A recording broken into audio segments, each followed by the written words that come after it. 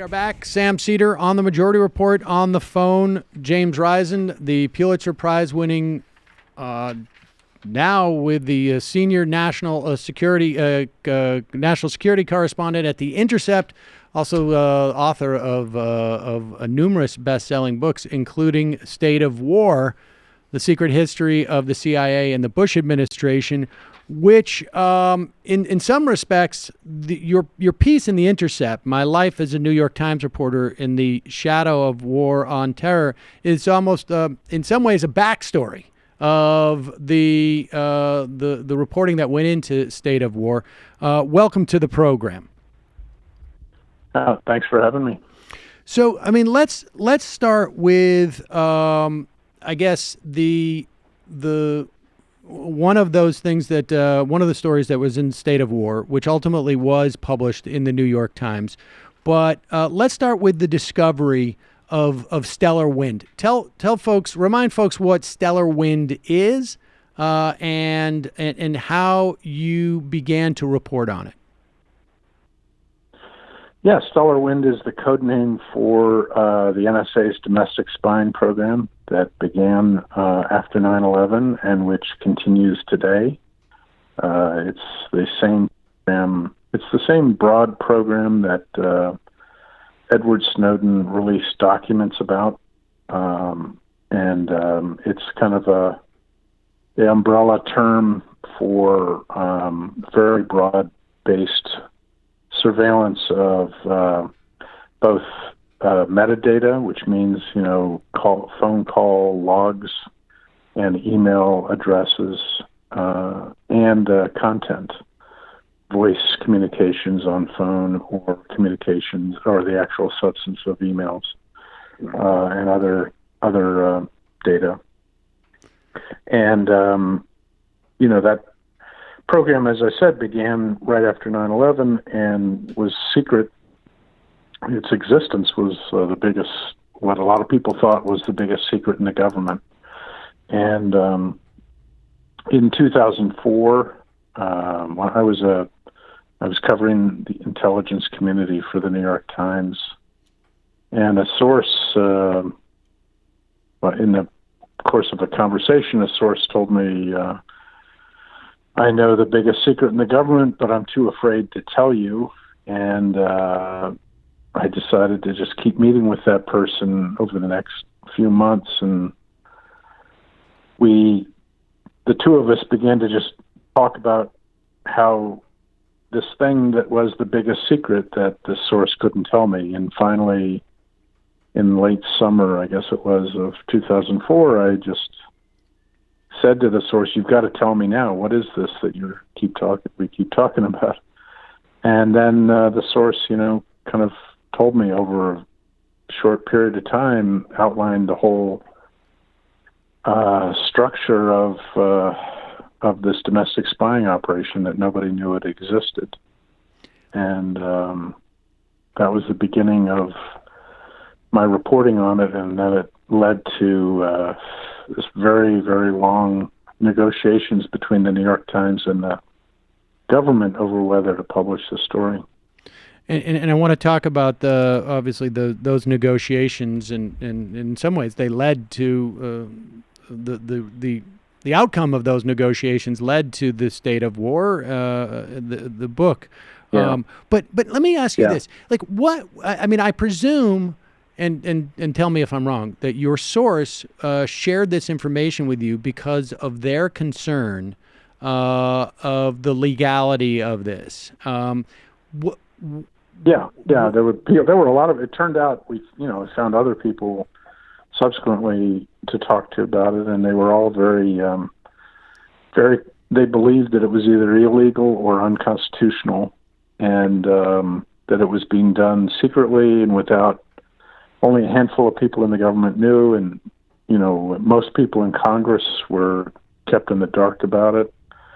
And it was the key to the story was that they were skirting the law. They were going around the secret court that had been set up to handle national security wiretaps and and surveillance. This is the FISA court. The FISA court. Established under the Foreign Intelligence Surveillance Act. Surveillance Act. That I guess came out of in the 70s. That came out of yes. The I think it was the Church Commission. Right. And so I mean, so how yeah, many, and so there was how many people did you have a sense of how many people knew this? I mean, as you started to do the reporting to get sort of confirmation from other sources, did you have a sense of how many people knew this secret, and how many of them were concerned about its legality or constitutionality, and what differentiated them from those who would order it? Well, over time, we came to realize that a lot of people in the government knew about it, and the very highest reaches of the government.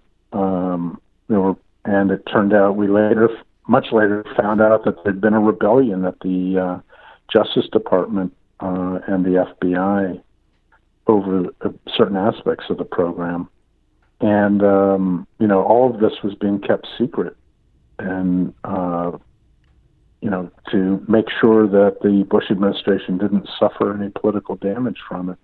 And we eventually found out that one reason they were keeping it secret was that there were people at the highest reaches of the Bush administration who were afraid of being prosecuted if it all came out. So, it was a real conspiracy of silence. And that extended in one fashion or another to the New York Times leadership. We explained at what point did you go to the Times and say, "Hey, I have a big story here," and tell us what happened at that point? Well, when you have a good story, you kind of tell editors pretty much immediately that you think you have a good story. Even if it's not ready to go. And so, all along I had been telling editors, there's something here that I think might be big. And but the real, and then I started working with another reporter in the Washington bureau on it, who was sitting next to me, and we realized that we were both hearing about the same thing from different people. And we started working together on a draft of a story, and then I think it was in the fall of 2004, I decided to call the NSA and kind of confront them and go through the front door to confront them. And I got Mike Hayden, the NSA director, on the phone and kind of read him the first couple drafts of a draft of a story. And he just gasped audibly and then, said, "Oh, whatever we're doing is legal and effective and, is operationally effective." And then he got off the phone. And before long, he called the Washington bureau chief of the New York Times. And that kind of began a very long process of negotiations. And presumably, where were you in the reporting at that point? I mean, did you feel like we've gone as far as we can go? Did you feel at that time, did you have a sense from your editors at the Times that, okay, this is about, we're going to run with this story? Because we're now talking, we're just before the 2004 election between Kerry and Bush, and this would have been rather important information to know when you go to the voting booth, or theoretically, right? Right. Yeah, I mean, after that, we were still doing more reporting, and then, but by even after that phone call with Hayden, we kept doing more reporting and more writing and everything. And but by the time we met with we went to New York to meet with the executive editor, Bill Keller, to decide whether to publish it. A week or two before the election. And by that time, Eric Lischblau, the other reporter, and I, and our editor, Rebecca Corbett, believed we should publish the story. And Keller disagreed and decided not to publish it before the election.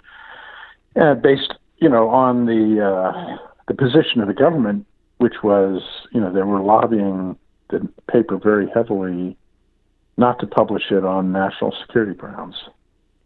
And so I disagreed with that decision, and I argued in favor of publication, but Keller decided not to. How would you characterize Keller's position? Was it that we're getting too much pressure from the United States, or from the government, or had he bought in this is too dangerous? We're going to expose the United States to it's too dangerous. We may be exposing the country to a terrorist attack. I mean, in other words, what was your sense of his reasoning? Well, I knew what the government was arguing.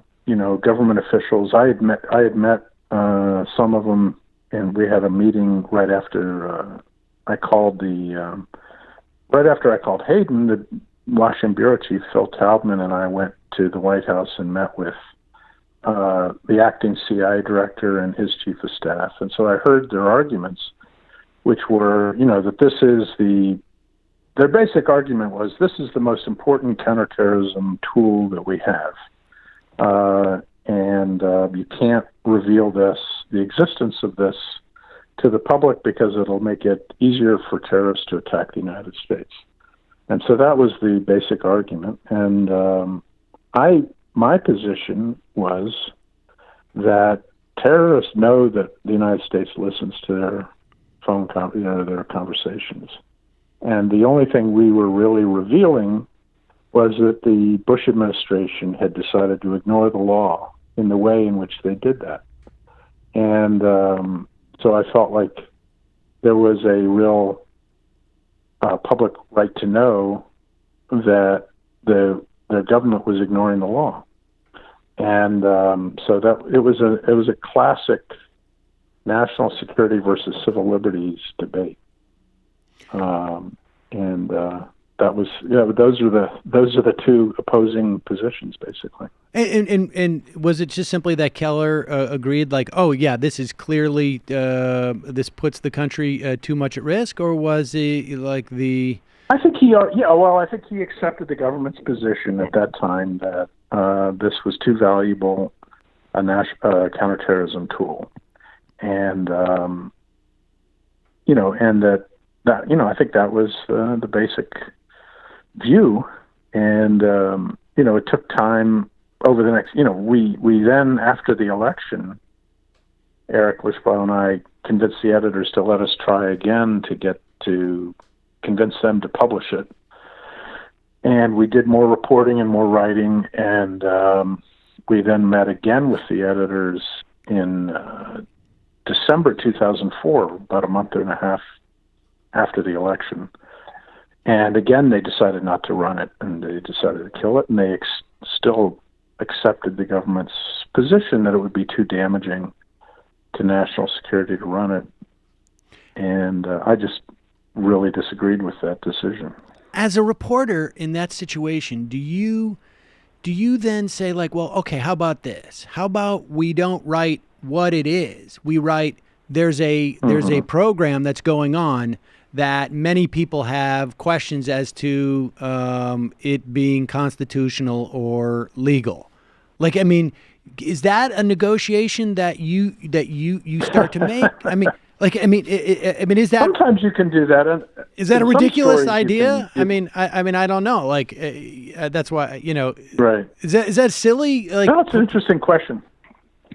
It's an interesting question. There's a lot of stories that are where you negotiate with the government over specific details, in which you agree to take out a certain detail in a story, and I've done that over the years.